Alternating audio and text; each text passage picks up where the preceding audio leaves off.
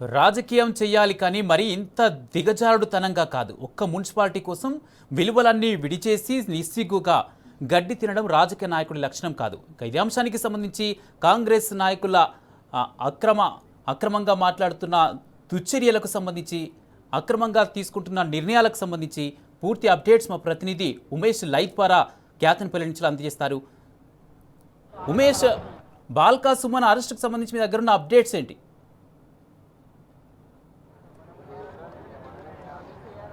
Kumar, thank you. ప్రస్తుతం మనము మంచిర్యాల జిల్లా కేంద్రంలోని కోర్టు వద్ద ఉన్నాం.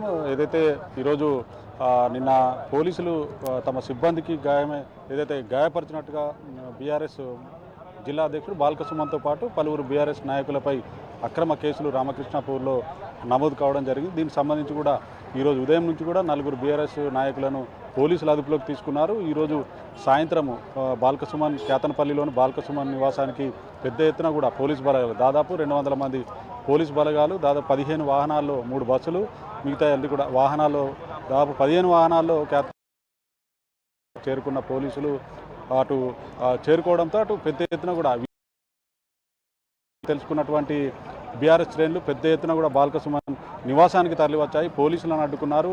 మంత్రి వివేక్ అలాగే ప్రభుత్వానికి వ్యతిరేకంగా, పోలీసులకు వ్యతిరేకంగా వాళ్ళు నినాదాలు చేసి పోలీసులను అడ్డుకోవడం జరిగింది. అయితే ఏదైతే పోలీసులు బాల్క సుమన్ అక్కడి నుంచి నేరుగా అరెస్ట్ చేసి తమ వాహనంలో మంచిర్యాల జిల్లా కేంద్రంలోని ప్రభుత్వ ఆసుపత్రికి తీసుకొచ్చారు. అక్కడ వైద్య పరీక్షల నిమిత్తం వైద్య పరీక్షల అనంతరం అక్కడి నుంచి నేరుగా జిల్లా కేంద్రంలోని first class magistrate junior civil court judge ముందు కూడా బాల్క సుమన్ను హాజరుపరిచారు. ప్రస్తుతం మనం ఏదైతే కోర్టు ముందున్నా చూడొచ్చు, పెద్ద ఎత్తున పోలీసు బల ఒక కర్ఫ్యూ వాతావరణాన్ని కనిపిస్తున్నాయి. దాదాపు 200 మంది పోలీసులు, ఏదైతే 2 ఏసీపీలు, సిఐలు అలాగే ఎస్ఐలు కూడా మొత్తంగా పోలీసు బలగాలతోటి భారీ బందోబస్తును పోలీసులు ఏర్పాటు చేశారు. ఏదైతే ప్రధానంగా గత 4 రోజుల నుంచి కూడా ఈ నెల 13వ తేదీన కేతన్పల్లి మున్సిపాలిటీ సంబంధించి ఎప్పుడైతే కౌంటింగ్ రిజల్ట్ అవుట్ అయిన తర్వాత మంత్రి వివేక్ అడుగడుగునా కూడా ఏదైతే కేతన్పల్లి మున్సిపాలిటీకి సంబంధించి 22 కౌన్సిలర్ స్థానాల్లో ఇప్పటికే ఏదైతే 14 బీఆర్ఎస్ సిపిఐ కూటమి 14 స్థానాలు గెలుపొందింది. కేవలం 7 స్థానాల్లో మాత్రమే కాంగ్రెస్ అభ్యర్థులు కౌన్సిలర్గా గెలుపొందారు. అయినా కూడా ఏదైతే అధికారాన్ని చేజిక్కించుకోవడానికి కేతన్పల్లి చైర్మన్ పీఠాన్ని ఎలాగైనా దక్కించుకోవాలనే కుతంత్రంతో ఇవాళ వివేక్ అనేక అడ్డంకులు కల్పిస్తూ ఉన్నాడు, చైర్మన్ వైస్ చైర్మన్ ఎన్నిక కాకుండా.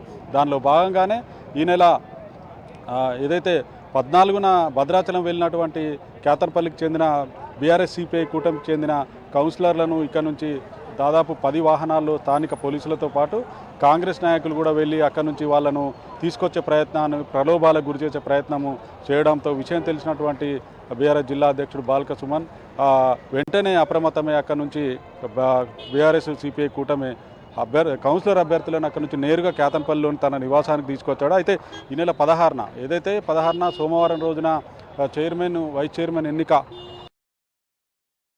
పల్లి మున్సిపాలిటీ సంబంధించి సమయానికి ఏదైతే బీఆర్ఎస్ అలాగే సిపిఐ కూటమి కౌన్సిలర్ అభ్యర్థులు ప్రమాణ స్వీకారానికి వెళ్తున్న క్రమంలో పోలీసులు అడుగడుగున అడ్డంకులు కల్పించారు. దీంతో సమయానికి చేరుకున్నప్పటికీ కోరం లేనందున వాయిదా వేస్తున్నట్టుగా ఏదైతే అధికారులు ప్రకటించారు. మళ్ళీ అలాగే ఏదైతే నిన్న ప్రమాణ స్వీకార కార్యక్రమానికి తీసుకొని వెళ్తున్నటువంటి కౌన్సిలర్లను తీసుకెళ్తున్న బీఆర్ఎస్ నాయకులతో పాటు ఏదైతే ఈ ఎన్నికల అబ్జర్వర్గా ఉన్నటువంటి ఆసిఫాబాద్ ఎమ్మెల్యే కోవలక్ష్మితో పాటు బాల్క సుమన్ కూడా పోలీసులు కేతన్పల్లి ఆర్ఓబి వద్ద అడ్డుకున్నారు. ఆర్ఓబి వద్ద అడ్డుకోవడంతో పోలీసులకు బీఆర్ఎస్ శ్రేణులకు మధ్య తీవ్ర వాగ్వాదం, తర్వాత ఉద్రిక్తత చోటు చేసుకున్నాయి. దీంతో పోలీసులకు అటు బీఆర్ఎస్ శ్రేణులు కూడా పోలీసులకు ప్రభుత్వానికి వ్యతిరేకంగా కూడా నినాదాలు చేశారు. మొత్తంగా ఏదైతే అంటూ కూడా పోలీసులు తెలవడంతో కౌన్సిలర్లు అక్కడి నుంచి వెళ్ళిపోవడం జరిగింది. అందులో 21వ వార్డుకు చెందిన కౌన్సిలర్ స్వర్ణలతపై ఏదైతే మిస్సింగ్ కేసు నమోదైందంటూ ఆమెను అక్కడే పోలీసులు అడ్డుకోవడం జరిగింది. దీంతో బాల్క సుమన్ పోలీసులతో వాగ్వాదం దిగడంతో అక్కడి నుంచి మళ్ళీ దిగివచ్చిన పోలీసులు 14 మంది కౌన్సిలర్లను మున్సిపల్ కార్యాలయానికి పంపించడం జరిగింది. అయితే అదే దారి గుండా వస్తున్నటువంటి మంత్రి వివేక్తో పాటు ఎంపీ వంశీకృష్ణ కాన్వాయ్లోని 6 వాహనాలను పోలీసులు అనుమతి ఇవ్వడంతో బీఆర్ఎస్ శ్రేణులు ఏదైతే మంత్రికో న్యాయము, తమకు బీఆర్ఎస్కు ఒక న్యాయము, మాజీ ఎంపీ అలాగే మాజీ ఎమ్మెల్యే బీఆర్ఎస్ జిల్లా అధ్యక్షుడు బాల్క సుమన్ను అనుమతించకపోవడం పట్ల కూడా బీఆర్ఎస్ శ్రేణులు ఆగ్రహంతో అక్కడ బైఠాయించి ఆందోళన చేపట్టారు. దీంతో బీఆర్ఎస్ శ్రేణులపై పోలీసులు విచక్షణ రహితంగా లాఠీచార్జీ చేయడంతో ఏదైతే బీఆర్ఎస్లోని పలువురు నాయకులు కూడా తీవ్రంగా గాయపడ్డారు. ఈ సంబంధించి కూడా దాదాపుగా కూడా అందరూ ఎవరైనా ఏదైతే దీనికి సంబంధించి కూడా బీఆర్ఎస్ నాయకులు కూడా గాయపడడం జరిగింది. వెంటనే అక్కడ ఉన్నటువంటి కాంగ్రెస్ నాయకులు రాళ్ల దాడికి పాల్పడడంతో పోలీసులకు కొంతమంది పోలీసులు అలాగే గాయపడడం జరిగింది. దీనికి సంబంధించి కూడా చాలామంది కూడా అకారణంగా ఓవైపు కాంగ్రెస్ నాయకులు దాడికి పాల్పడినప్పటికీ కూడా కేవలం బీఆర్ఎస్ నాయకుల మీదనే కేసులు నమోదు చేయడం పట్ల కూడా ఏదో ఈ ఘటనకు సంబంధించి ఇటువంటి ఓవైపు పోలీసులు లాఠీ చార్జీ చేస్తే దెబ్బలు తిని మరోవైపు అటు అనుమతి లేకుండా కూడా వెళ్ళనీయకుండా అడ్డుకున్న పోలీసులు అటు మంత్రి కూడా ఏదైతే మున్సిపల్ సంబంధించి చైర్మన్ వైస్ చైర్మన్ ఎన్నికకు సంబంధించి కూడా ఏదైతే అక్కడ అడుగడుగున అధికారులు ఆంక్షలు పెట్టారు. మహిళా కౌన్సిలర్ల పట్ల కూడా అసభ్యంగా ప్రవర్తించారు.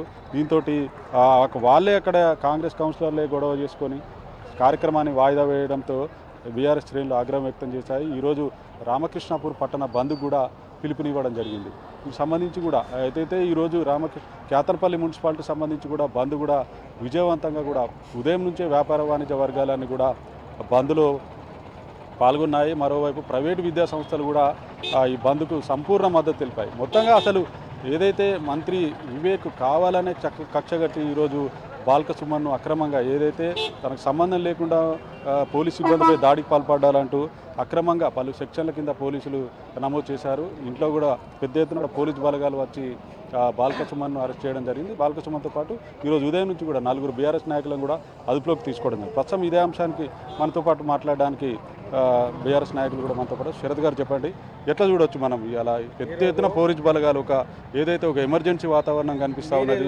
ఈరోజు ఇంతమంది పోలీసు వాళ్ళు ఒక అప్రజాస్వామికంగా అన్యాయంగా దుర్మార్గంగా ఇలా మా యొక్క ప్రజాస్వామ్యంగా గెలిచినటువంటి కౌన్సిల్ సభ్యులను అడ్డుకొని పోలీసుల చేత అడ్డుకొని కాంగ్రెస్ గుండాల చేత అడ్డుకొని ఇవాళ ఒక కౌన్సిల్ సమావేశం జరగకుండా ఒక చైర్మన్ వైస్ చైర్మన్ ఎన్నిక జరగకుండా ప్లాన్ చేసి 2 సార్లు వాయిదా పడేటట్టు చూసి ఇవాళ బాల్క సుమన్ గారి మీద అనేకమైన క్రిమినల్ కేసులు పెట్టి ఇవాళ ఆయనను జైలుకు పంపించి అడ్డదారిలో ఈ చైర్మన్ వైస్ చైర్మన్ పదవులు తీసుకోవాలని చూస్తున్నారు.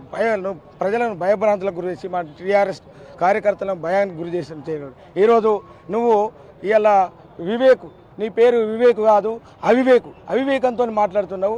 నువ్వు మంత్రివా కంత్రివా?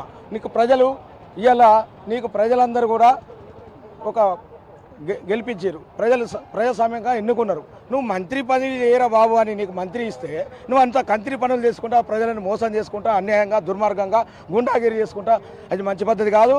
ఇవాళ ప్రజాస్వామ్యం భారతదేశంలో అతిపెద్ద ప్రజాస్వామ్యం, రాజ్యాంగం ప్రకారం ఈ ఎన్నిక జరగాలి. మీడియాను కూడా పంపించాలి. మీడియా సమక్షంలో ఇవాళ వివేక్ గారు కానీ ముఖ్యమంత్రి కానీ ఎమ్మెల్యేలు కానీ ఇవాళ ప్రజల సమక్షంలో ప్రమాణ స్వీకారం చేస్తారు. ఇవాళ చీకటి రాజ్యంలో బంధించి ఎంఆర్ఓ పోలీసులు లేకుండా పోలీసులు అడ్డుకుంచుకొని ఇవాళ మీడియా లేకుండా ప్రమాణ స్వీకారం చేసి దొడ్డిదారిన దాన్ని అడ్డుకునే ప్రయత్నం చేసి అడ్డుకున్నారు. కాబట్టి ఇకనైనా బుద్ధి తెచ్చుకో వివేక్ గారు. చాలా ప్రజలు వచ్చే ఎన్నికల్లో వచ్చే రోజులలో నీకు ప్రజలు తగిన బుద్ధి చెప్తారని నేను హెచ్చరిస్తున్నా. మీరు చెప్పండి, ఏదైతే ఇవాళ మనం చూడొచ్చు, ఏదైతే ఈరోజు అక్రమ అరెస్టులను నిరసిస్తూ పెద్ద ఎత్తున కూడా బీఆర్ఎస్ శ్రేణులు ఎక్కడికక్కడ కూడా పోలీసులను అడ్డుకుంటున్నారు, వారి కాన్వాయ్ని అడ్డుకుంటున్నారు. దీన్ని మనం ఎట్లా చూడొచ్చు?